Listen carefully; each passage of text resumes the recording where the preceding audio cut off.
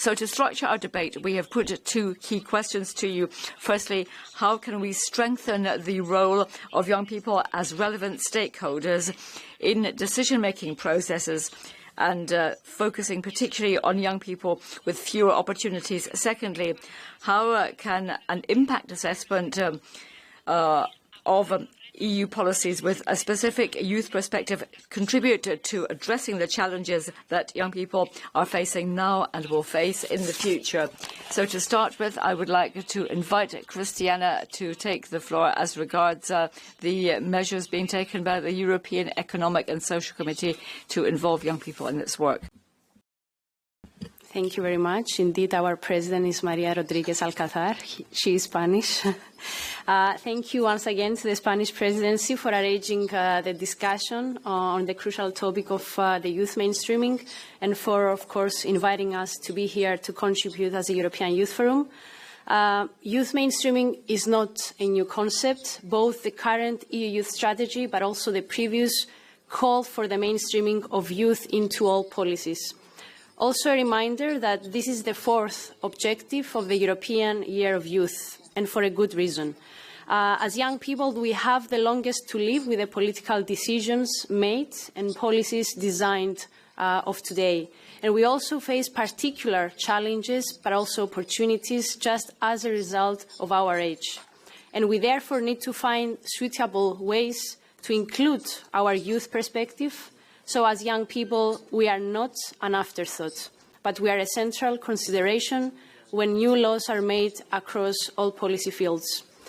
I am therefore delighted that the Council has chosen to prioritise this topic. In particular, the Council conclusions that have just been adopted on youth mainstreaming include a recommendation that calls for the adoption of an EU youth test. Building on the national best practice from member states such as Germany, France, Austria and Flanders, this tool would see all new laws being analysed for the impact on young people before they are finalised. If a negative impact is foreseen, then legislation would be amended to mitigate this negative impact. And this tool would be used by every Commission DG and see policies relating to education and training, youth employment and entrepreneurship, health, including mental health, youth poverty and social inclusion, integration of young people with a migrant background, digitalisation, internet and media, sustainability and climate change, all assessed for their impact on young people. Adopting these mechanisms at an EU level would ensure that young people's perspectives are truly mainstreamed into all policies, leading to a better, more joined-up future proved by lawmaking.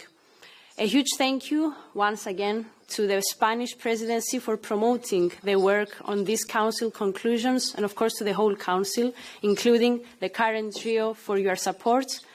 You now join the European Economic and Social Committee, the Committee of the Regions and the European Parliament as institutions that support the EU Youth Test at an EU level.